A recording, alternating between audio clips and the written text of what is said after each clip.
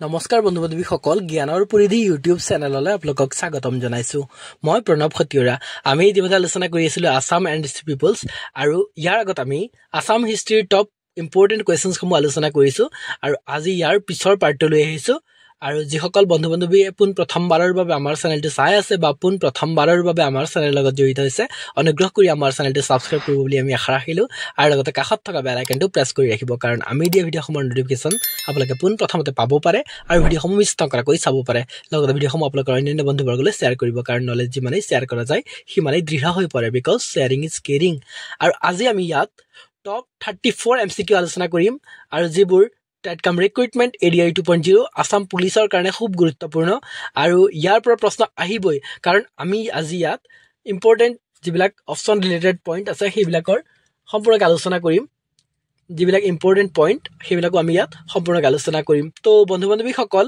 দেৰি নকৰাকৈ আমি আজিৰ ভিডিঅ'টো আৰম্ভ কৰোঁ আৰু যিসকল বন্ধু বান্ধৱীয়ে সেই আগৰ পাৰ্টটো চোৱা নাই অনুগ্ৰহ কৰি ওপৰত থকা আই বাটনটো ক্লিক কৰি পেলাই আপোনালোকে চাব পাৰে তো বন্ধু বান্ধৱীসকল দেৰি নকৰাকৈ আজিৰ ভিডিঅ'টো আমি আৰম্ভ কৰোঁ বলক আজিৰ প্ৰথম প্ৰশ্নটো হৈছে চুকাফাই প্ৰতিষ্ঠা কৰা আহোমৰ প্ৰথম মুখ্য সদৰ টিপাম কোন কোন অঞ্চলৰ মাজত আছে আৰু ইয়াৰ অপশ্যনসমূহ দিয়া আছে এ দিচাং আৰু জিয়া ভৰলী অপশ্যন বি দিয়া আছে বুঢ়ীদিহিং আৰু দিচাং অপশ্যন চি দিয়া আছে সোণকোষ আৰু ৰূপহী আৰু অপশ্যন ডি দিয়া আছে ৰূপহী আৰু ভৰলী ইয়াৰ শুদ্ধ উত্তৰটো হৈছে অপশ্যন বি বুঢ়ীদিহিং আৰু দিচাং অৰ্থাৎ টিপাম বুঢ়ীদিহিং আৰু দিচাঙৰ মাজত আছে মনত ৰাখিব এই দুটা অঞ্চলৰ মাজত আছে ইয়াৰ পিছৰ প্ৰশ্নটোলৈ আহিছোঁ আমি 12 নম্বৰ প্ৰশ্ন প্ৰথম আহোম কমতাৰণৰ পাছত বিখ্যাত কমতাৰাজ কৰি ভাজনিক আহোম ৰজা চুডাংফালে উপহাৰ হিচাপে দিয়া হৈছিল আৰু তেওঁ কোনজন কমতা ৰজাৰ জীয়ৰী আছিল আৰু ইয়াৰ অপশ্যনসমূহ দিয়া আছে এ প্ৰতাপধ্বজ অপশ্যন বি দিয়া আছে আৰিমত্ত অপশ্যন চি দিয়া আছে সিংহধ্বজ আৰু অপশ্যন ডি দিয়া হৈছে ৰূপনাৰায়ণ আৰু ইয়াৰ শুদ্ধ উত্তৰটো হৈছে অপশ্যন এ প্ৰতাপধ্বজক আমাৰ চুডাংফালে উপহাৰ দিয়া হৈছিল এইজনী ৰাজকুঁৱৰী আছিল কমতাৰ ৰাজকুঁৱৰী তেওঁ বিখ্যাত কমতা ৰাজকুঁৱৰী ভাজনিক আৰু তেওঁক চুডাংফালে উপহাৰ হিচাপে দিয়া হৈছিল মনত ৰাখিব ইয়াৰ পিছৰ প্ৰশ্নটোলৈ আহিছোঁ আমি ইয়াৰ পিছৰ প্ৰশ্নটো হৈছে আৰু চুডাংফাক বামুণী কোঁৱৰ বুলি জানো আমি নহয়নে ইয়াৰ আগৰ ভিডিঅ'টোত আমি আলোচনা কৰিছিলোঁ আসাম হিষ্ট্ৰীৰ যিটো ভিডিঅ' আমি আপলোড কৰিছোঁ তাতে দিয়া আছে গোটেইখিনি আমি চুডাংফাৰ বিষয়ে আলোচনা কৰিছিলোঁ কেনেকৈ তেওঁ বামুণী কোঁৱৰ হৈ পৰিছিল ইয়াৰ ডেছক্ৰিপশ্যনত তাৰ লিংকটো দিয়া হ'ব আপোনালোকে তাৰ পৰা চাব পাৰিব 13 নম্বৰ প্ৰশ্নটোলৈ আহিছোঁ আমি 13 নম্বৰ প্ৰশ্নটো হৈছে চুডাংফাৰ ৰাজত্ব কালত আহোম আৰু মুংকাঙৰ নৰ ৰজাৰ মাজত সংঘাত হয় আৰু দুই পক্ষৰ মাজত সীমা হিচাপে কি নিৰ্ধাৰণ কৰা হৈছিল আৰু অপশ্যনসমূহ দিয়া আছে এই মানস নদী অপশ্যন বি দিয়া হৈছে বুঢ়ীদিহিং নদী অপশ্যন চি দিয়া আছে পাটকাই পৰ্বত আৰু অপশ্যন ডি দিয়া হৈছে নগা পাহাৰ আৰু ইয়াৰ শুদ্ধ উত্তৰটো হৈছে অপশ্যন চি পাটকাই পৰ্বত 14 নম্বৰ প্ৰশ্নটোলৈ আহিছোঁ আমি 14 নম্বৰ প্ৰশ্নটো হৈছে টিপমীয়া বিদ্ৰোহ দমন কৰাৰ পাছত চুডাংফাই ৰাজধানী কলৈ নিছিল আৰু অপশ্যনসমূহ দিয়া হৈছে এ দিহিঙৰ ওচৰৰ বকতা অপশ্যন বি হৈছে দিহিঙৰ ওচৰৰ চাৰগোৱা অপশ্যন চি দিয়া আছে দিহিঙৰ ওচৰৰ বৰচলা আৰু অপশ্যন ডি দিয়া হৈছে যোৰহাট আৰু ইয়াৰ শুদ্ধ উত্তৰ হৈছে অপশ্যন বি দিহিঙৰ ওচৰৰ চৰগোৱা আৰু চুডাংফাই দিহিঙৰ ওচৰৰ চৰগোৱাত ৰাজধানী পাতিছিল মনত ৰাখিব এইটো খুব গুৰুত্বপূৰ্ণ আৰু কোনে কলৈ ৰাজধানী তুলি নিছিল এইবিলাক প্ৰশ্ন আহি থাকে প্ৰায় আমি জানিব লাগিব চুহুংমুঙৰ বিষয়ে আমি জানো বহুবাৰ আলোচনা কৰিছোঁ আসাম এণ্ড ইটছ পিপলছত আপোনালোকে যদি গোটেই ভিডিঅ'খিনি চায় তাতে আপোনালোকে গম পাব আমি বহুবাৰ চুডাংফা আৰু চুহুংমুং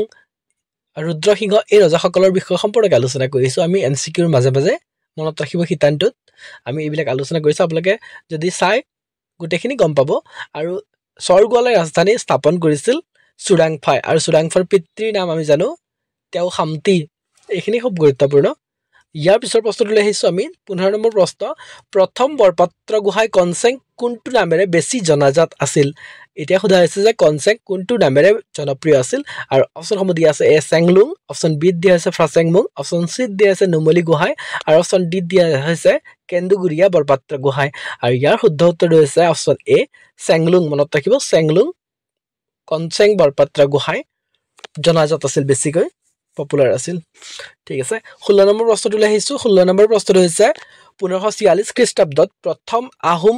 কুচ যুদ্ধ কোনজন ৰজাৰ শাসন কালত হৈছিল অপশ্যনসমূহ দিয়া হৈছে এ চুহুংমুং অপশ্যন বি দিয়া আছে ৰুদ্ৰসিংহ অপশ্যন চি দিয়া হৈছে চুকলেংমুং আৰু অপশ্যন ডি দিয়া আছে চুডাংফা আৰু ইয়াৰ শুদ্ধ উত্তৰটো হৈছে অপশ্যন চি চুকলেংমুং আৰু চুহুংমুঙক কি ৰজা বুলি জানো আমি দিহিঙীয়া ৰজা বা ওপৰ জনা দিহিঙীয়া ৰজা বুলি কোৱা হয় কাৰণ কিয় যে তেওঁ দিহিং নদীত পাৰত ৰাজধানী তুলি নিছিল দিহিং নদীৰ পাৰত বকতাত তেওঁ ৰাজধানী পাতিছিল মনত ৰাখিব দিহিং নদীৰ পাৰত বকতাত তেওঁ ৰাজধানী পাতিছিল বাবেই তেওঁক চুহুংমুঙক দিহিঙীয়া ৰজা বুলি কোৱা হয় আৰু দিহিঙীয়া ৰজাৰ বিষয়ে আমি বহুবাৰ আলোচনা কৰিছো তেওঁ পদবী সৃষ্টি কৰিছিল মৰঙী খোৱা গোহাঁই আৰু সদিয়া খোৱা গোহাঁই নামে পদবী সৃষ্টি কৰিছিল আৰু বৰপাত্ৰ গোহাঁই নামৰ পদবীটো তেওঁ সৃষ্টি কৰিছিল এইখিনি খুব গুৰুত্বপূৰ্ণ আৰু ৰুদ্ৰসিংহৰ বিষয়টো আমি ক'বই নালাগে আমি সম্পূৰ্ণকৈ জানো নহয়নে ৰুদ্ৰসিংহৰ আহোম নামটো আমি চাব লাগিব এইটো খুব গুৰুত্বপূৰ্ণ সুখ্ৰুংফা মনত ৰাখিব ৰুদ্ৰসিংহৰ আহোম নাম হৈছে সুখ্ৰুংফা আৰু লৰালি কালত তেওঁক লাই কোৱাৰ নামেৰে জনা গৈছিল আৰু ৰুদ্ৰসিংহই নাম ডাঙৰ শিলৰ সাঁকো জয়দৌল জয়সাগৰ পুখুৰী আৰু এইখিনি নিৰ্মাণ কৰিছিল আৰু মেটেকাৰ আলিও তেওঁ নিৰ্মাণ কৰিছিল মনত ৰাখিব এইখিনি খুব গুৰুত্বপূৰ্ণ ইয়াৰ পিছৰ প্ৰশ্নটোলৈ আহিছো আমি 17 নম্বৰ প্ৰশ্নটো হৈছে চুৰাংফা শাসন কালত প্ৰথম আহোম কমতাৰ মাজত সশস্ত্ৰ যুঁজৰ পাছত শান্তি চুক্তি মতে আহোমক দিয়া কমতা ৰাজকুঁৱৰীৰ নাম কি আছিল এইটো খুব গুৰুত্বপূৰ্ণ মনত ৰাখিব লাগিব যে চুৰাংফাৰ শাসন কালত প্ৰথম আহোম কমতাৰ মাজত সশস্ত্ৰ যুদ্ধৰ পাছত শান্তি চুক্তি মতে আহোমক দিয়া কমতা ৰাজকুঁৱৰীৰ নাম কি আছিল আৰু অপচনসমূহ দিয়া হৈছে এ ৰজনী বা ৰাগনী অপচন বি হৈছে ৰমণী গাভৰু অপচন চি হৈছে ৰুমনেই গাভৰু আৰু অপচন ডি হৈছে কুৰংগ নয়নী আৰু ইয়াৰ শুদ্ধ উত্তৰটো আমি জানো অপচন এ ৰজনী বা ৰাগিনী মনত ৰাখিব আৰু অপচন বি দিয়া ৰমণী গাভৰু আমি জানো ৰমণী গাভৰু কাৰ জীয়ৰী আছিল জয়ধ্বজ সিংহৰ জীয়ৰী আছিল আৰু তেওঁ কি হৈছিল যে জয়ধ্বজ সিংহৰ আৰু মিৰ্জুমলাৰ মাজত যিটো মিৰ্জুমলাই যেতিয়া অসম আক্ৰমণ কৰিছিল ঔৰংজেবৰ সেনাপতি আছিল মিৰ্জুমলা তো যুদ্ধত তেওঁ পলাই গৈছিল হয়নে সেইকাৰণে তেওঁক জয়ধ্বজ সিংহক ভগনীয়া ৰজা বুলি কোৱা হয় আমি জানো যে জয়ধ্বজ সিংহ যুদ্ধৰ পৰা পলাই গৈছিল 1662 যুদ্ধ হৈছিল আৰু তাৰ পৰা জয়ধ্বজ সিংহ পলাই গৈছিল আৰু এবছৰৰ পিছত ঘিলাধাৰী নামৰ ঠাইত সন্ধি হয় আৰু সেই সন্ধিৰ চৰ্ত অনুসৰি তেওঁৰ জীয়ৰী আছিল ৰমণী গাভৰু আৰু সেই জীয়ৰী গৰাকী বিয়া দিব লগা হৈছিল কালে ঔৰংজেবৰ মাজু পুত্ৰ মনত ৰাখিব আজম তাৰাৰ লগত তেওঁক বিয়া দিব লগা হৈছিল অৰ্থাৎ ৰমণী গাভৰুক আৰু ৰমণী গাভৰুৱে নতুন ইছলাম ধৰ্মৰ নামটো পাইছিল আৰু সেই নামটো খুব গুৰুত্বপূৰ্ণ ৰেহমত বানু বেগম এইখিনি আমি জানিব লাগিব জয়ধ্বজ সিংহৰ বিষয়ে যদি আমি চাওঁ এইখিনি খুব গুৰুত্বপূৰ্ণ পইণ্ট আৰু ইয়াৰ পৰা প্ৰশ্ন দি থাকে আৰু ৰমণী গাভৰুৰ মুছলমান নাম কি আছিল বা ইছলাম ধৰ্মীৰ নাম কি আছিল ৰেহমত বানু বেগম এইটো জানিব লাগিব আৰু জয়ধ্বজ সিংহক ভগনীয়া ৰজা বুলি কোৱা হয় আৰু জয়ধ্বজ সিংহৰ আহোম নাম আছিল সুতামলা মনত ৰাখিব এইখিনি খুব গুৰুত্বপূৰ্ণ সেইকাৰণে আমি আলোচনা কৰিছো আৰু অপচন ডি দিয়া আছে কুৰংগ নয়নী আৰু কুৰংগ নয়নী কোন আছিল তেওঁ আছিল মণিপুৰী প্ৰিন্সেছ অৰ্থাৎ মণিপুৰৰ ৰাজকুঁৱৰী আছিল আৰু তেওঁ কাৰ লগত বিয়া হৈছিল আমি জানো যে ৰাজেশ্বৰ সিংহৰ লগত বিয়া হৈছিল ৰাজেশ্বৰ সিংহৰ লগত তেওঁৰ বিয়া হৈছিল আৰু তেওঁৰ আহোম নাম কি ৰাজেশ্বৰ সিংহৰ জানিব লাগিব যে আহোম নাম আছিল তেওঁৰ চুৰেমফা মনত ৰাখিব খুব গুৰুত্বপূৰ্ণ পইণ্ট আমি আলোচনা কৰি আছো যে মণিপুৰৰ ৰাজকুঁৱৰী কুৰংগ নয়নী আছিল আৰু তেওঁ আহোম ৰজা ৰাজেশ্বৰ সিংহৰ লগত বিয়া হৈছিল আৰু ৰাজেশ্বৰ সিংহ আমাৰ কাৰণে খুব গুৰুত্বপূৰ্ণ তেওঁ কি নিৰ্মাণ কৰিছিল এইখিনি খুব গুৰুত্বপূৰ্ণ তো জানিব লাগিব যে তেওঁৰ আহোম নাম কি হিন্দু নাম আমি গম পালো আহোম নাম আমি গম পাইছো যে হিন্দু ধৰ্মৰ নাম আছিল ৰাজেশ্বৰ সিংহ আৰু আহোম নাম তেওঁৰ মনত ৰাখিব চুৰেমফা আৰু ৰাজেশ্বৰ সিংহই নৱগ্ৰহ মন্দিৰ নিৰ্মাণ কৰিছিল আৰু কাৰেংঘৰ নিৰ্মাণ কৰিছিল এইখিনি খুব গুৰুত্বপূৰ্ণ মনত ৰাখিব আৰু ইয়াৰ 17 নম্বৰ প্ৰশ্নৰ উত্তৰটো হৈছে ৰজনী বা ৰাগিনী অপচন এ 18 নম্বৰ প্ৰশ্নটোলৈ আহিছো আমি 18 নম্বৰ প্ৰশ্নটো হৈছে প্ৰথমজন বৰপাত্ৰ গোহাঁই চুহুংমুঙৰ সৈতে সম্পৰ্কত কি আছিল প্ৰথমজন বৰপাত্ৰ গোহাঁই কোন আছিল কনচেং ঠিক আছে আৰু ইয়াত সোধা হৈছে যে তেওঁ চুহুংমুঙৰ অৰ্থাৎ দিহিঙীয়া ৰজাৰ লগত তেওঁৰ কি সম্পৰ্ক আছিল আৰু অপচনসমূহ দিয়া আছে ভগ্নী অপচন বি হৈছে ভাগিনী অপচন চি হৈছে মামা আৰু অপচন ডি হৈছে সতীয়া ভায়েক আৰু ইয়াৰ শুদ্ধ উত্তৰটো হৈছে অপচন ডি সতীয়া ভায়েক 19 নম্বৰ প্ৰশ্নটোলৈ আহিছো আমি ভিডিঅ'টো অকণ দীঘলীয়া হ'ব কাৰণ আমি মাজে মাজে যিবিলাক ইম্পৰ্টেণ্ট আমাৰ অপচন ৰিলেটেড পইণ্ট আলোচনা কৰি আছো আৰু এইবিলাক আমাৰ কাৰণে খুব গুৰুত্বপূৰ্ণ আমি অপ্ৰয়োজনীয় বা অপ্ৰাসংগিক বুলি ধৰি লোৱা প্ৰশ্নখিনি আমি আলোচনাও কৰা নাই আৰু ইম্পৰ্টেণ্ট পইণ্টসমূহ আমি সেইকাৰণে আলোচনা কৰিছো যাতে আমাৰ কাৰণে কিবা এটা বেনিফিট হ'ব পাৰে ন তো কথা নাই অকণ দীঘলীয়া হ'ব পাৰে আমি ইয়াত টোটেল 34 কুৱেশ্যনছ আলোচনা কৰিম আৰু 19 নম্বৰ প্ৰশ্নটো হৈছে প্ৰথম আহোম তিপাম সংঘৰ্ষ কাৰ শাসন কালত হৈছিল অপচনসমূহ দিয়া আছে চুখাংফা অপচন বি দিয়া আছে চুহুংমুং অপচন চি দিয়া আছে চুৰাংফা আৰু অপচন ডি দিয়া আছে ৰাজেশ্বৰ সিংহ আৰু ইয়াৰ শুদ্ধ উত্তৰ হৈছে অপচন চি চুৰাংফা প্ৰথম আহোম তিপাম সংঘৰ্ষ চুৰাংফাৰ শাসন কালত হৈছিল মনত ৰাখিব 20 নম্বৰ প্ৰশ্নটো হৈছে কোনজন আহোম স্বৰ্গদেৱে নিজকে মহাৰাজ আৰু ৰাজেশ্বৰ চক্ৰৱৰ্তী উপাধিৰে অভিষিক্ত কৰিছিল খুব গুৰুত্বপূৰ্ণ মনত ৰাখিব যে কোনজন আহোম স্বৰ্গদেৱে নিজকে মহাৰাজ আৰু ৰাজেশ্বৰ চক্ৰৱৰ্তী উপাধিৰে তেওঁ অভিষিক্ত কৰিছিল আৰু অপশ্যনসমূহ দিয়া হৈছে চহুংমুং অপশ্যন বি দিয়া হৈছে চুডাংফা আৰু অপশ্যন চি দিয়া হৈছে চুখাংফা আৰু অপশ্যন ডি দিয়া হৈছে চুকাফা আৰু ইয়াৰ শুদ্ধ উত্তৰটো হৈছে অপশ্যন বি চুডাংফা মনত ৰাখিব চুডাংফা আৰু চুডাংফাই কোৰোনেশ্যন চেৰেমনি এটা পালন কৰিছিল যুদ্ধত জয় হৈ পেলাই আৰু সেইটো আছিল শিঙৰি ঘৰ উঠা প্ৰথা মনত ৰাখিব যে আহোম শাসন কালত শিঙৰি ঘৰত উঠা প্ৰথা ইংৰাজীত ক'বলৈ গ'লে হ'ব এইটো চিঙৰি ঘৰ ওকে শিঙৰি ঘৰত উঠা প্ৰথা যেটো আছিল সেইটো চুডাংফাই আৰম্ভ কৰিছিল পোন প্ৰথমতে আৰু চুডাংফাৰ সময়ত কি হৈছিল যে হিন্দু ধৰ্মই প্ৰভাৱ বিস্তাৰ কৰিছিল হিন্দু ধৰ্ম আহোম ৰাজ দৰবাৰলৈ সোমাই আহিছিল বুলি ক'ব পাৰি কাৰণ তেওঁ ব্ৰাহ্মণৰ ঘৰত প্ৰতিপালিত হৈছিল ঠিক আছে এইখিনি জানিব লাগিব ইয়াৰ পিছৰ প্ৰশ্নটো হৈছে 21 নম্বৰ প্ৰশ্ন কোনজন আহোম স্বৰ্গদেউৰ শাসন কালত আহোম ৰাজসভাত হিন্দু ধৰ্মৰ প্ৰথম আনুষ্ঠানিক প্ৰৱেশৰ আৰম্ভণি ঘটিছিল আৰু এই বিষয়ে অলপ আগতে আমি আলোচনাও কৰিলো নহলে আৰু ইয়াৰ অপশ্যনসমূহ দিয়া আছে চুডাংফা অপশ্যন বি দিয়া আছে চুকলেংমুং অপশ্যন চি দিয়া আছে চুকাফা আৰু অপশ্যন ডি দিয়া আছে চুখাংফা আৰু আমি অলপ আগতে আলোচনা কৰিলো এতিয়া হৈছে চুডাংফা আৰু চুডাংফাৰ সময়ত বা আহোম ৰাজসভাত কি হৈছিল হিন্দু ধৰ্মৰ প্ৰথম আনুষ্ঠানিক প্ৰৱেশৰ আৰম্ভণি ঘটিছিল কাৰণ তেওঁ ব্ৰাহ্মণৰ ঘৰত প্ৰতিপালিত হৈছিল ডাঙৰ দীঘল হৈছিল আৰু তেওঁ 15 বছৰ বয়সত ৰজা হৈ পৰিছিল মনত ৰাখিব আৰু তেওঁক ধৰি লৈ অহা হৈছিল বিচাৰি খুচৰি আনিব লগা হৈছিল ৰাজ লক্ষণযুক্ত ল'ৰা এজনক বিচাৰি পাই পেলাই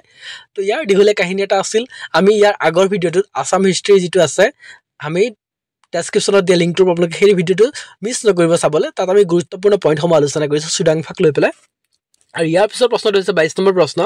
দিহিঙৰ ওচৰৰ চাৰগোৱালে কোনজন আহোম স্বৰ্গদেৱে ৰাজধানী সলনি কৰিছিল আৰু অপশ্যনসমূহ দিয়া আছে চুডাংফা অপশ্যন বি দিয়া আছে চুহুংমুং অপশ্যন চি দিয়া আছে চুকাফা আৰু অপশ্যন ডি দিয়া আছে গদাধৰ সিংহ আৰু ইয়াৰ শুদ্ধ উত্তৰটো হৈছে আমি জানো আৰু তেওঁ হৈছে চুডাংফাই চাৰগোৱালে ৰাজধানী তুলি নিছিল আৰু চুহুংমুঙে ক'লৈ নিছিল বকতালে দিহিং নদীৰ পাৰত বকতাত ৰাজধানী তেওঁ পাতিছিল তো তেওঁ কি বুলি কোৱা হয় যে দিহিঙে ৰজা বুলি কোৱা হয় 23 নম্বৰ প্ৰশ্নটো হৈছে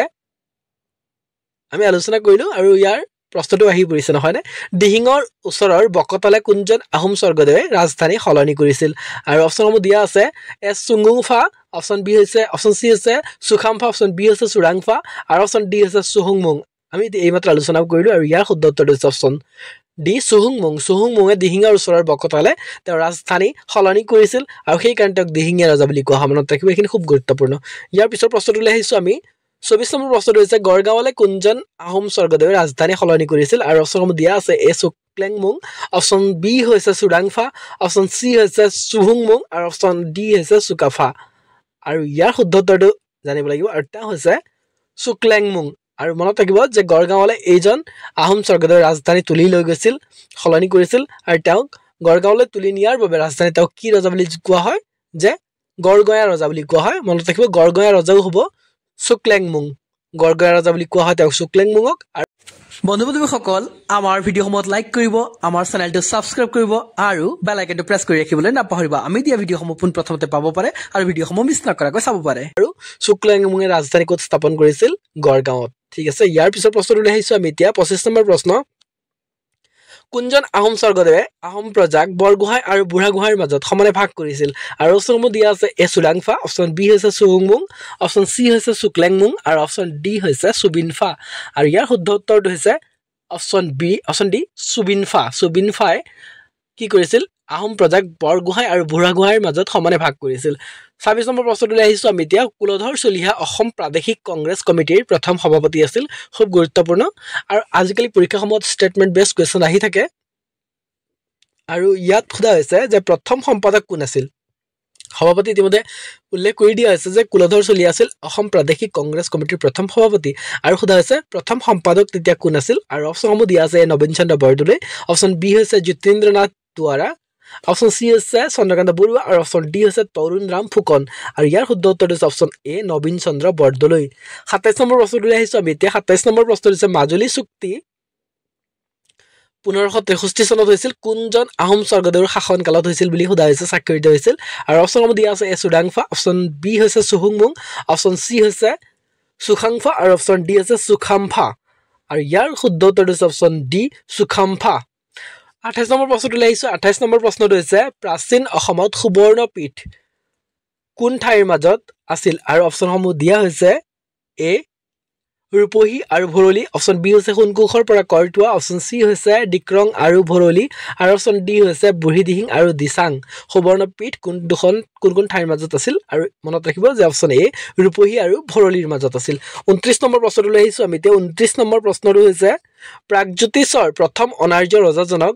লোকবিশ্বাস নামতে বা লোকবিশ্বাস অনুসৰি কি নামেৰে জনা যায় আৰু অপশ্যনসমূহ দিয়া আছে এ মহিৰংগ দানৱ অপশ্যন বি হৈছে ভাস্কৰ বৰ্মন অপশ্যন চি হৈছে তেও খামতি আৰু অপশ্যন ডি হৈছে চুকাফা ইয়াৰ শুদ্ধ উত্তৰ হৈছে অপশ্যন এ মহিৰংগ দানৱ আৰু অপশ্যন বি থকা ভাস্কৰ বৰ্মনক আমি চিনি পাওঁ ভাস্কৰ বৰ্মন আছিল বৰ্মন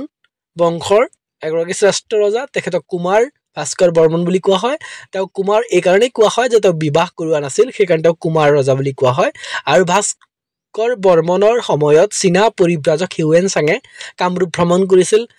আৰু হিউৱেন চাঙৰ বিখ্যাত গ্ৰন্থখনৰ নাম হৈছে চিইউকি তাতে ভাস্কৰ বৰ্মনৰ বিষয়ে উল্লেখ আছে আৰু কামৰূপৰ বিষয়ে উল্লেখ আছে এইখিনি খুব গুৰুত্বপূৰ্ণ জানিব লাগিব আৰু ভাস্কৰ বৰ্মনৰ সমসাময়িক থানেশ্বৰৰ ৰজা উত্তৰ ভাৰতৰ থানেশ্বৰৰ ৰজা আছিল হৰ্ষবৰ্ধন আৰু সেই সময়ত নালন্দা বিশ্ববিদ্যালয়ৰ অধ্যক্ষ আছিল শিলভদ্ৰ এইখিনি খুব গুৰুত্বপূৰ্ণ মনত ৰাখিব আৰু তেও খামতি অপশ্যন চিত থকা তেও খামতি হৈছে চুডাংফাৰ পিতৃ অৰ্থাৎ বামুণী কোঁৱৰ আৰু যিয়ে ৰাজধানী স্বৰ্গৱালৈ তুলি নিছিল আৰু তেওঁৰ পিতৃ হৈছে কোন আছিল আমাৰ চুডাংফাৰ পিতৃ তেও খামতি মনত ৰাখিব আৰু চুকাফাৰ বিষয়ে আমি জানো সেইকাৰণে আলোচনা কৰা নাই বাৰু এতিয়া 30 নম্বৰ প্ৰশ্নটো লৈ আহিছোঁ আমি এতিয়া 30 নম্বৰ প্ৰশ্নটো হৈছে প্ৰাচীন অসমত কোনখন নদীয়ে অসমৰ পশ্চিমৰ সীমা নিৰ্ধাৰণ কৰিছিল আৰু অপশ্যনসমূহ দিয়া আছে কৰটোৱা বা সদ নিৰা নদী অপশ্যন বিত দিয়া আছে ৰূপহী অপশ্যন চিত দিয়া আছে সোণকোষ নদী আৰু অপশ্যন ডিত দিয়া আছে ভৰলী নদী আৰু ইয়াৰ শুদ্ধ উত্তৰ হৈছে অপশ্যন এ কৰটোৱা বা সদ নিৰা নদী 31 নম্বৰ প্ৰশ্নটো লৈ আহিছোঁ আমি 31 নম্বৰ প্ৰশ্নটো হৈছে বখতিয়াৰ খিলজীৰ আগ্ৰাসনৰ সময়ত অসমৰ ৰজা কোন আছিল আৰু অপশ্যনসমূহ দিয়া আছে এ সন্ধিয়া অপশ্যন বিত দিয়া আছে পৃথু অপশ্যন চিত দিয়া হৈছে চুহুংমুং আৰু অপশ্যন ডিত দিয়া হৈছে প্ৰতাপ সিংহ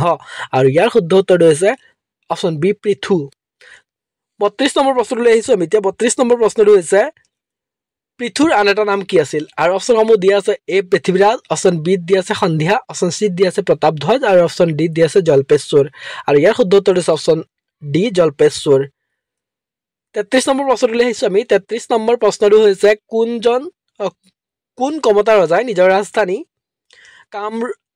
ৰাজধানী কামৰূপ নগৰৰ পৰা কমতাপুৰলৈ স্থানান্তৰিত কৰিলে আৰু অপশ্যনসমূহ দিয়া আছে সন্ধিয়া অপশ্যন বিত দিয়া আছে পৃথু অপশ্যন চিত দিয়া আছে নীলাধ্বজ আৰু অপশ্যন ডিত দিয়া আছে নীলাম্বৰ আৰু ইয়াৰ শুদ্ধ উত্তৰটো হৈছে অপশ্যন এ সন্ধিয়া 34 নম্বৰ প্ৰশ্নটো লৈ আহিছোঁ আমি এতিয়া 34 নম্বৰ প্ৰশ্নটো হৈছে কোন খ্ৰীষ্টাব্দত বখতিয়াৰ খিলজীয়ে অসম আক্ৰমণ কৰিছিল আৰু অপশ্যনসমূহ দিয়া আছে এ 1205 অপশ্যন বি হৈছে 1203 অপশ্যন চি হৈছে 1206 আৰু অপশ্যন ডি হৈছে 1227 আৰু ইয়াৰ শুদ্ধ উত্তৰটো হৈছে অপশ্যন চি 1206 খ্ৰীষ্টাব্দত বখতিয়াৰ খিলজীয়ে অসম আক্ৰমণ কৰিছিল 35 নম্বৰ প্ৰশ্নটো লৈ আহিছোঁ আমি এতিয়া 35 নম্বৰ প্ৰশ্নটো হৈছে মুছলমান ইতিহাসবিদ মিনহাজুদ্দিন চিৰাজ বুলি কোৱা হয় তেওঁক লিখা কিতাপখনৰ নাম কি য'ত বখতিয়াৰ খিলজীৰ আক্ৰমণৰ সময়ত পৃথু কামৰূপৰ শাসক আছিল বুলি উল্লেখ আছে মনত ৰাখিব যে আজিকালি ষ্টেটমেণ্ট বেষ্টত কুৱেশ্যনছখিনি দিয়া থাকে তো আমিও আলোচনা কৰিছোঁ তেনেকৈ যে মুছলমান ইতিহাসবিদ মিনহাজুদ্দিন চিৰাজে এখন কিতাপ ৰচনা কৰিছিল আৰু সেই কিতাপখনত কি বুলি উল্লেখ আছে যে বখতিয়াৰ খিলজীৰ আক্ৰমণৰ সময়ত পৃথু কামৰূপৰ ৰজা আছিল বিশ্বসুন্দৰ দেৱা বুলিও কোৱা হয় পৃথু মনত ৰাখিব আৰু ইয়াৰ অপশ্যনসমূহ দিয়া আছে তাবাকাত ই নিচিৰি বা নাচিৰি অপশ্যন বিত দিয়া হৈছে কিতাব উল হিন্দ অপশ্যন চিত দিয়া আছে কিতাব উল ৰেহলা আৰু অপশ্যন ডিত দিয়া আছে হৰ্ষচৰিত মনত ৰাখিব এইটো খুব গুৰুত্বপূৰ্ণ প্ৰশ্ন আকৌ এবাৰ চাই লওক আৰু ইয়াৰ শুদ্ধ উত্তৰটো হৈছে অপশ্যন এ তাবাকাত ই নিচিৰি বা নাচিৰি তাবাকাত ই নাচিৰি মিনহাজুদ্দিন চিৰাজে ৰচনা কৰিছিল আৰু বখতিয়াৰ খিলজীৰ আক্ৰমণৰ সময়ৰ কথা উল্লেখ আছে কামৰূপ আক্ৰমণৰ সময়ত ৰজা হৈ আছিল তেতিয়া পৃথু আৰু অপশ্যন বিত দিয়া হৈছে চাব যে কিতাব উল হিন্দ আমি জানোনে যে কিতাব উল হিন্দ কোনে ৰচনা কৰিছিল আৰু মনত ৰাখিব এইটো খুব গুৰুত্বপূৰ্ণ কাৰণ গ্ৰন্থ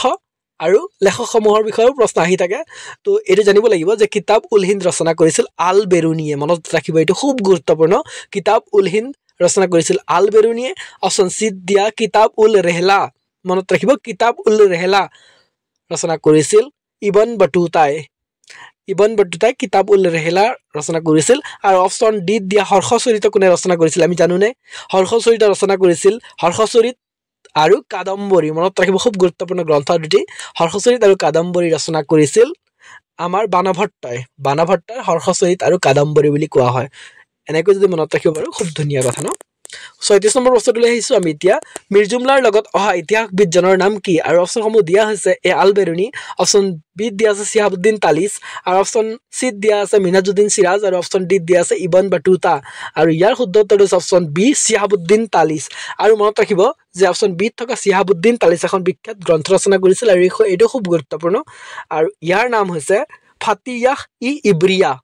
চিহাবুদ্দিন তালিচৰ গ্ৰন্থখনৰ নাম হৈছে ফাতিয়াহ ই ইব্ৰিয়া এইখন ৰচনা কৰিছিল ৩৭ নম্বৰ প্ৰশ্নটোলৈ আহিছো আমি এতিয়া চুকলেংমুঙৰ শাসন কালত কোন নদীৰ পাৰত প্ৰথম আহোম কোচ সংঘৰ্ষ হৈছিল আৰু অপশ্যনসমূহ দিয়া আছে 15 সংঘৰ্ষ হৈছিল আৰু এই সংঘৰ্ষ হৈছিল 1546 চনত আৰু অপশ্যনসমূহ দিয়া হৈছে এ লোহিত অপশ্যন বি হৈছে সোণকোষ অপশ্যন চি হৈছে ৰূপহী আৰু অপশ্যন ডি হৈছে পিছলা আৰু ইয়াৰ শুদ্ধ উত্তৰটো হৈছে অপশ্যন ডি পিছলা ৩৮ নম্বৰ প্ৰশ্নটোলৈ আহিছো আমি ৩৮ নম্বৰ প্ৰশ্নটো হৈছে আহোমসকলে তেওঁলোকৰ অন্তিম ৰাজধানী প্ৰতিষ্ঠা কৰিছিল ক'ত বুলি সোধা হৈছে অপশ্যনসমূহ দিয়া আছে যোৰহাট অপশ্যন বি দিয়া আছে শিৱসাগৰ অপশ্যন চি দিয়া আছে চৰাইদেউ আৰু অপশ্যন ডি দিয়া আছে গড়গাঁও আৰু ইয়াৰ শুদ্ধ উত্তৰটো হৈছে অপশ্যন এ যোৰহাট আছিল আহোমসকলৰ অন্তিমটো ৰাজধানী ৩৯ নম্বৰ প্ৰশ্নটোলৈ আহিছো আমি এতিয়া ৩৯ নম্বৰ প্ৰশ্নটো হৈছে 1374 বা 1376 চৰ পৰা 1380 অৰ্থাৎ 1380 খ্ৰীষ্টাব্দত ৰজাহীন কাল বুলি কোৱা হয় এইটো আৰু বৰগোহাঁই আৰু বুঢ়াগোহাঁই এয়া প্ৰশাসনৰ কাম কাজ চলাইছিল এইটো সময়ছোৱাত আৰু তেওঁলোকৰ পিছত আহোম স্বৰ্গদেউ কোন আছিল বুলি সোধা হৈছে এইটো খুব গুৰুত্বপূৰ্ণ ষ্টেটমেণ্ট ৱাইজত কুৱেশ্যনটো দিয়া হৈছে আৰু অপশ্যন দিয়া আছে তেওঁ খামতি অপশ্যন বি হৈছে চুডাংফা অপশ্যন চি হৈছে চুহুংমুং আৰু অপশ্যন ডি হৈছে চুকলেংমুং মনত ৰাখিব 1374 পৰা 1380 খ্ৰীষ্টাব্দত ৰজা নাছিল তেতিয়া বৰগোহাঁই আৰু বুঢ়াগোহাঁইসকলে যিবিলাক আমাৰ বিষয় আছিল তেওঁলোকে শাসনভাৰ চলাই নিছিল আৰু তাৰ পিছতে এজন ৰজাক আহোম স্বৰ্গদেউ তাতে প্ৰতিষ্ঠা কৰা হৈছিল আৰু তেওঁ কোন আছিল বুলি সোধা হৈছে আৰু অপশ্যনসমূহৰ ভিতৰত শুদ্ধ উত্তৰটো অপশ্যন এ তেওঁ খামতি আৰু তেওঁ খামতি ইতিমধ্যে আলোচনা কৰিলো তেওঁ চুডাংফাৰ পিতৃ আছিল আৰু চুহুংমুঙৰ বিষয়ে আমি জানো ইতিমধ্যে আলোচনাও কৰিলো দিহিঙীয়া ৰজা বুলি কোৱা হয় আৰু চুকলেংমুঙক গড়গঞা ৰজা বুলি কোৱা হয় ৪০ নম্বৰ প্ৰশ্নটোলৈ আহিছো এতিয়া ৪০ নম্বৰ প্ৰশ্নটো হৈছে চুকাফা পাটকাই পৰ্বতমালাৰ কোনটো গিৰিপথৰ মাজেৰে আহিছিল বুলি কোৱা হয় আৰু অপশ্যনসমূহ দিয়া আছে পাটকাই গিৰিপথ অপশ্যন বি হৈছে আঘলি গিৰিপথ অপশ্যন চি আছে পাংচু গিৰিপথ আৰু অপশ্যন ডি হৈছে ৰোহতাং গিৰিপথ আৰু ইয়াৰ শুদ্ধ উত্তৰটো হৈছে অপশ্যন চি পাংচু গিৰিপথেৰে আমাৰ চুকাফা পাটকাই পৰ্বতমালাৰ এইটো গিৰিপথেৰে তেওঁ আহিছিল বুলি কোৱা হয় ৪১ নম্বৰ প্ৰশ্নটোলৈ আহিছো আমি ৪১ নম্বৰ প্ৰশ্নটো হৈছে গদাধৰ সিংহৰ দিনত নিৰ্মিত ধুধৰ আলি ক'ৰ পৰা ক'লৈ সম্প্ৰসাৰণ কৰা হৈছিল আৰু অপশ্যনসমূহ দিয়া আছে পঞ্চতন্ত্ৰৰ পৰা যোগীঘোপা অপশ্যন বি দিয়া আছে নাহৰকটীয়াৰ পৰা বঙাইগাঁও অপশ্যন চি দিয়া আছে গোলাঘাটৰ পৰা কমাৰগাঁৱৰ পৰা ডিব্ৰুগড় জয়পুৰলৈকে আৰু অপশ্যন ডি দিয়া আছে শিৱসাগৰৰ পৰা বিশ্বনাথলৈকে আৰু ইয়াৰ শুদ্ধ উত্তৰটো হৈছে অপশ্যন চি গোলাঘাটৰ কমাৰগাঁৱৰ পৰা ডিব্ৰুগড়ৰ জয়পুৰলৈকে আমাৰ ধুধৰ আলি সম্প্ৰসাৰণ কৰা হৈছিল আৰু ধুধৰ আলি কোনে নিৰ্মাণ কৰিছিল আমি ইয়াত আলোচনাও কৰিছো উল্লেখো আছে যে গদাধৰ সিংহই আৰু গদাধৰ সিংহৰ আহোম নাম আমি জানো নহয়নে চুপাতফা আছিল তেওঁৰ আহোম নাম আৰু গদাধৰ সিংহ কি বুলি কোৱা হয় গদাপানী বুলিও জনা যায় আৰু গদাধৰ সিংহৰ পত্নী আছিল জয়মতী কুঁৱৰী আৰু তেওঁৰ পুত্ৰ আছিল ৰুদ্ৰসিংহ এইখিনি জানিব লাগিব খুব গুৰুত্বপূৰ্ণ আৰু গদাধৰ সিংহই কি নিৰ্মাণ কৰিছিল উমানন্দ মন্দিৰ নিৰ্মাণ কৰিছিল খুব গুৰুত্বপূৰ্ণ উমানন্দ মন্দিৰ আৰু আমাৰ ধুধৰ আলি কোনে নিৰ্মাণ কৰিছিল যদি চাও ধুধ মানে এলেহুৱাসকলক এটি আলি নিৰ্মাণ কৰিবলৈ গদাধৰ সিংহই লগাইছিল আৰু সেইটোৱে হৈছে যিবিলাক ধুধ আছিল এলেহুৱা ব্যক্তিসকল আছিল তেওঁলোকক এটি আলি নিৰ্মাণ কৰিবৰ বাবে বা আলি নিৰ্মাণ কাৰ্যত তেওঁ লগাইছিল বা নিয়োজিত কৰিছিল সেইকাৰণে এই আলিটোক তেওঁলোকে নিৰ্মাণ কৰিছিল বাবে ধুধৰ আলি বুলি কোৱা হয় ৪২ নম্বৰ প্ৰশ্নটো আৰু এই ধুধৰ আলি গোলাঘাটৰ কমাৰগাঁৱৰ পৰা ডিব্ৰুগড়ৰ জয়পুৰলৈকে সম্প্ৰসাৰিত আছিল ৪২ নম্বৰ প্ৰশ্নটো হৈছে ১৭৩০ খ্ৰীষ্টাব্দত ৰুদ্ৰসিংহৰ ৰাজত্ব কালত নিৰ্মিত নামদাঙৰ শিলৰ সাঁকো বা নামদাং শিলৰ সাঁকো কোন শৈলীত নিৰ্মাণ কৰা হৈছিল আমি জানো যে নামদাঙৰ শিলৰ সাঁকো কোনে নিৰ্মাণ কৰিছিল ৰুদ্ৰসিংহই আৰু এইটো নিৰ্মাণ কৰিছিল ১৭০৩ খ্ৰীষ্টাব্দত ইয়াত এটা কুৱেশ্যনৰ লগত আমি ৩টা কুৱেশ্যন বা ৪টা কুৱেশ্যন ইয়াতে আলোচনা কৰিছোঁ যদি আমি ভালদৰে চাওঁ আৰু এতিয়া কৈছে যে এই নামদাঙৰ শিলৰ শাকক কোনটো শৈলীত নিৰ্মাণ কৰা হৈছিল আৰু অপশ্যনসমূহ দিয়া আছে এ আৰ্চ শৈলী অপশ্যন বি হৈছে ইণ্ডো গ্ৰীক শৈলী অপশ্যন চি হৈছে লেটিনা শৈলী আৰু অপশ্যন ডি হৈছে ৰেখা প্ৰসাদ শৈলী আৰু ইয়াৰ শুদ্ধ উত্তৰ হৈছে অপশ্যন এ আৰ্চ শৈলীত আমাৰ নামদাং শিলৰ শাকো নিৰ্মাণ কৰা হৈছিল 43 নম্বৰ প্ৰশ্নটোলৈ আহিছোঁ 43 নম্বৰ প্ৰশ্নটো হৈছে 1639 খ্ৰীষ্টাব্দত প্ৰতাপ সিংহৰ ৰাজত্বকালত স্বাক্ষৰিত অসুৰৰ আলিৰ সন্ধিত মোগল আৰু আহোম পক্ষৰ সেনাপতি কোন কোন আছিল আৰু অপশ্যনসমূহ দিয়া আছে আল্লাহ ইয়াৰ খান বনাম মোমাই তামুলী অপশ্যন বিত দিয়া আছে মনচুৰ খান বনাম দিহিঙীয়া আলুন বৰবৰুৱা অপশ্যন চিত দিয়া হৈছে ৰামসিংহ বনাম দিহিঙীয়া আলুন বৰবৰুৱা আৰু অপশ্যন ডিত দিয়া হৈছে আল্লাহ ইয়াৰ খান বনাম লাচিত বৰফুকন আৰু মনত ৰাখিব অসুৰৰ আলিৰ সন্ধিত মোগল আৰু আহোম পক্ষৰ সেনাপতি কোন কোন আছিল আৰু তেওঁলোক আছিল আল্লাহ ইয়াৰ খান আৰু মোমাই তামুলী আল্লাহ ইয়াৰ খান আছিল মোগলৰ সেনাপতি আৰু অপশ্যন আৰু মোমাই তামুলী আছিল আমাৰ আহোমৰ ঠিক আছে 44 নম্বৰ প্ৰশ্নটোলৈ আহিছোঁ আমি এতিয়া 44 নম্বৰ প্ৰশ্নটো হৈছে 1563 চনত মাজুলী সন্ধিৰ দ্বাৰা কোনখন নদীক আহোম আৰু কোচ ৰাজ্যৰ মাজৰ সীমা হিচাপে নিৰ্ধাৰণ কৰা হৈছিল আৰু অপশ্যনসমূহ দিয়া আছে দিখৌ অপশ্যন বি হৈছে বৰনদী অপশ্যন চি হৈছে পিছলা আৰু অপশ্যন ডি হৈছে সোৱণশিৰি আৰু ইয়াৰ শুদ্ধ উত্তৰ হৈছে অপশ্যন ডি সোৱণশিৰি 45 নম্বৰ প্ৰশ্নটোলৈ আহিছোঁ আমি 45 নম্বৰ প্ৰশ্নটো হৈছে 1663 চনত ঘিলাঝাৰি ঘাট সন্ধিত মোগল পক্ষক কোনে প্ৰতিনিধিত্ব কৰিছিল আৰু অপশ্যনসমূহ দিয়া আছে এ মিৰ জুমলা অপশ্যন বি হৈছে মনচুৰ খান অপশ্যন চি হৈছে ৰামসিংহ আৰু অপশ্যন ডি হৈছে আল্লাহ ইয়াৰ খান আৰু ইয়াৰ শুদ্ধ উত্তৰ হৈছে অপশ্যন এ মিৰ জুমলা শেষত মোৰ মৰমৰ সমূহ বন্ধু বান্ধৱীলে ভিডিঅ'টো ইমান মনোযোগেৰে সম্পূৰ্ণকৈ চোৱাৰ বাবে অশেষ ধন্যবাদ জ্ঞাপন কৰিলোঁ ভালদৰে থাকক ভালদৰে প্ৰিপাৰেশ্যন চলাই যাওক আৰু আকৌ এবাৰ ধন্যবাদ জনালোঁ আৰু যিসকল বন্ধু বান্ধৱীয়ে প্ৰথমবাৰৰ বাবে আমাৰ চেনেলটো চাই আছে অনুগ্ৰহ কৰি আপোনালোকে আমাৰ চেনেলটোক ছাবস্ক্ৰাইব কৰি পেলাই আমাৰ চেনেলটোক আঁকোৱালি ল'ব বুলি আশা ৰাখিলোঁ থেংক ইউ ভালদৰে থাকক